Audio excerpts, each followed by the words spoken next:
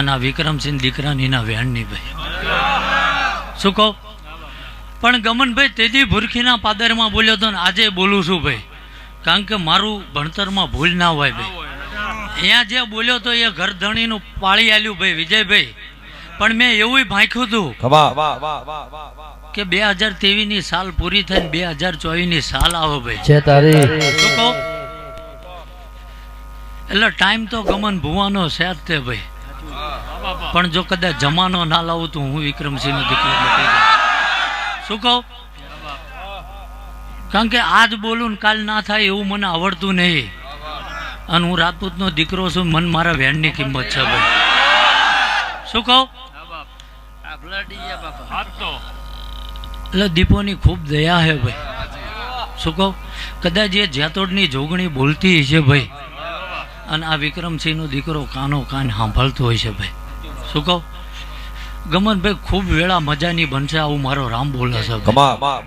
શું કહું ભાઈ. ગ્યામરભાઈ સારું બોલું છું ભાઈ. શું કહું. એ ભાઈ સંજયભાઈ વગાડો. સોનલ ગરબો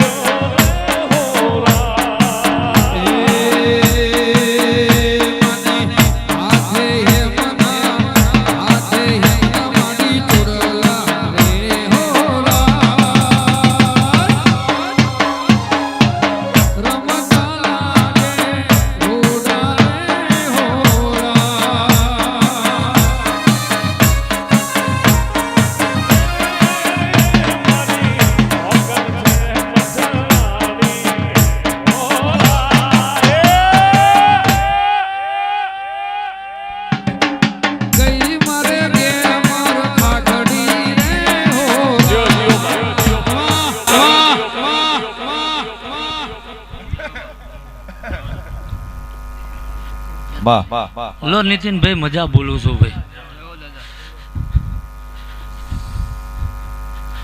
કદાચ મરતોલીની ચહેર મજા બોલતી છે. બરોબર બોલું છું ને ભાઈ. નકર આજ જ ભેળા છે અહીં ભાઈ. પણ સમય પૂરો થઈ જવા દે ભાઈ. ચારણ ગઢવીને માલ ધારીને મારે શું નાતો હતો એ આ જગતને ના બતાવી દો. શું કહું ભાઈ. અને આજે હાલે ગમનભાઈ બોલું છું ભાઈ કે કદાચ મારા પરગડામાં રાતે 2 વાગે કદાચ દીકરી નીકળે મારા આયા પછી. શું કહું. અને કદાચ એના સામું વિજયભાઈ કાળી નજર કરે ને ભાઈ, અને જો કદાચ આંખના નેતર ના વખૂટી નાખું તો ગંગાબાનું ધાવણ લાગી જાય.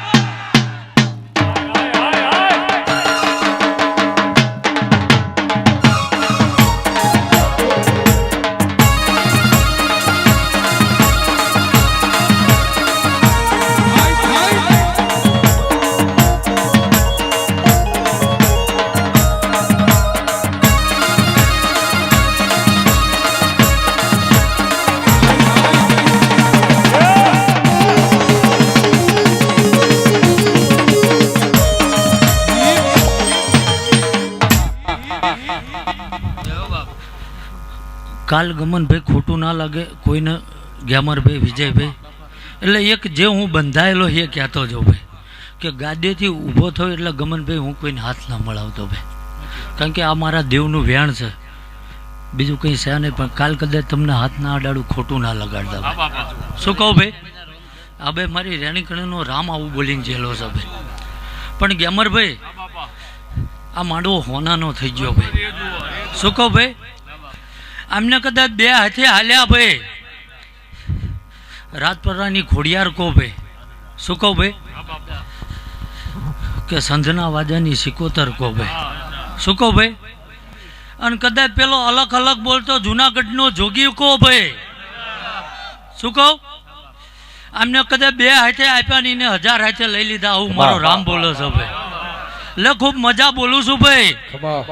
પણ ગમનભાઈ એક એવો ટવકો માર ભાઈ કે લેજો વાર કદાચ મારા મહાદેવના ઘરેથી ઉતર્યો છું, પાછું કદાચ છલાંગ મારીને મારા મહાદેવના ગળે બેહી જાઉં.